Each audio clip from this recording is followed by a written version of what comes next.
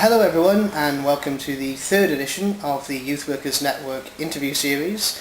I'm Michael Donovan, the Global Youth Work Coordinator for YWN International, and today I've got with me Alexis Lloyd from YMCA Norfolk, based in Norwich. Hi, how are you doing, Alexis? Hi, I'm fine, thank you. Good. So just for the benefit of people who might not know you, what's your role at YMCA Norfolk? I'm a faith development worker. Right, okay. And how long have you been doing that? 4 years. 4 years? Mm-hmm. Okay. So at faith development, that's not something that I would have naturally associated perhaps with doing global youth work. How did you get involved with YWN International? When did that happen? Well, that was soon after I joined the YMCA in Norfolk, and I took a group from YMCA to Edinburgh for the Make Poverty History March. So it's back in, 2005? Yes. Yeah. Right, so that's about 4 years ago then. Yeah. You first got involved with YCare. Okay. And so since that time, what have you done with YCare? What's the sort of things that you've been getting involved with us? I've done quite a few things along the way. I've joined the Youth Workers Network and done lots of training with YCare. I've also involved some of my residents doing similar training so that they can apply it in the voluntary work that they're doing while they're residents. And various programmes in-house of events that we've done with help from YCare. Okay. And more recently, what sort of things, opportunities has being involved with YCare given you? What other things have you been involved with, perhaps? Well, most recently I've been involved with the seed funding panel. Okay. I volunteered to be involved in that. What did that involve? What did you have to do? Well, it was great fun. We met for a day, lots of different people involved in YMCAs in different parts of the country, and YCare staff and board members, and we looked at various applications for seed funding that YCare had received, and spent a whole day sitting through them and deciding who should get what. Okay. That's really cool. Sounds good. Lots of new ideas, obviously. Yeah. And you're sat in the YCare offices now. What are you in London for? Well, I'm here for tomorrow. We've got yet another YCare panel looking at sustainability of the Youth Workers Network. Cool. And we're all looking forward to trying to figure out what the next steps are for the network. Yeah. But sort of taking it one step back, what sort of global youth work have you done in the past? What that you can tell other people about?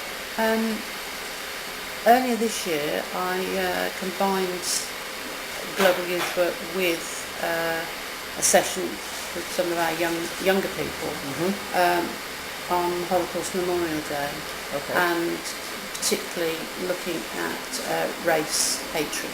Okay. That was quite a challenge because they're quite young and most of them didn't finish school, and found it quite challenging, but nevertheless it was a good way to engage with them, and I think they got something out of it. Cool. And I mean, you mentioned challenges there. As youth workers, often we see a lot of challenges. What are for you the biggest challenges about your role? Well, clearly as a faith development worker, it's an area that most people haven't thought about their faith, or they've got bad experience of faith, or they're just not interested. Right. Or they think they aren't. So that's a challenge for me personally. But in terms of youth work, I think there is a widening gap between young people and the older generation, meaning anyone over 25, to be honest, and I'm in my 50s, actually relating to this young generation in a way that they can engage with us. Okay, so what this sort of intergenerational gap that you're talking about, what can be done by youth workers or by other people in society to try and bridge that gap? What sort of things? I think that we really need to work hard to gain their trust and their respect. Okay.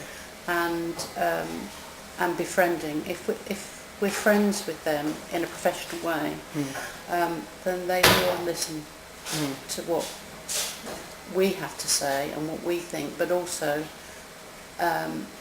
bring out their thoughts and their feelings about young people in their own nation and further afield. Okay. And what's sort of next for you? I mean, we've mentioned challenges. I mean, there's lots of more challenges this year with sort of economic situation that we have. But for YWN Norfolk, what's on the horizon? Anything? Well, in July, our Chief Executive, who's been with us for 27 years, is retiring, and we have a new Chief Exec coming at the beginning of July. Okay. Tim Sweeting from one of the London YMCAs, and we're looking forward to a new era, and we've got lots of new young staff as well. So I feel that my role now is not just supporting residents, but also supporting the staff as they ease into new work and new challenges in the future. Fantastic. Sounds like there's a lot going to be going on in Norwich over the next couple of months.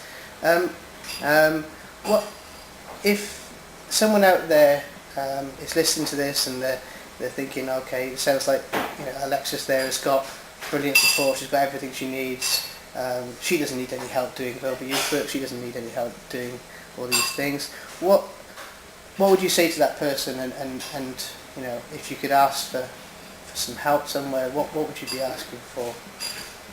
I think really that as an older person in my 50s, I do find it very difficult to engage with the very young ones, the 16 to 18s particularly.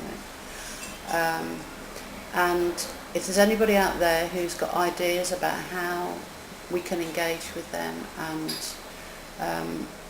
bring out the best in them and get them thinking and challenged about our world and how we live in it, I think that would be great. And particularly in a residential setting, I work in a residential YMCA. We have 2 hostels, and they are both, it seems to be a challenge to work with people who are beginning to become institutionalised and dependent on us for support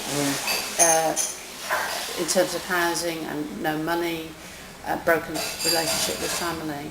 If we can engage with them and let them look outside themselves and their issues whilst addressing their issues, then we'll have taken a giant leap forward, I think. Thank you, Alexis.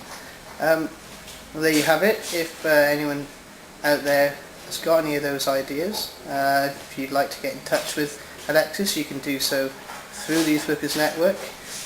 Just need to search for her profile through the networking section of the online forum. But other than that, I'd like to thank you, Alexis, for coming here and speaking with us today. It's a pleasure. Thank you very much. And we'll be back next month, with another edition of the interview series. If you'd like to be interviewed, then please get in touch. Otherwise, see you next time.